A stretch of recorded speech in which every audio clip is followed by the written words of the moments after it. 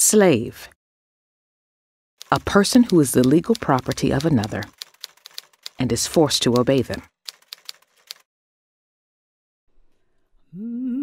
This is the dictionary definition describing the condition of hundreds of thousands of men, women, and children brought from overseas against their will to be sold, bought, auctioned, and forced to labor without pay. Considered mere commodities, many slave owners did not hesitate to rip families apart if they felt the need warranted it. Husbands were taken from their wives, mothers from their children, and the agony of these enslaved people grew.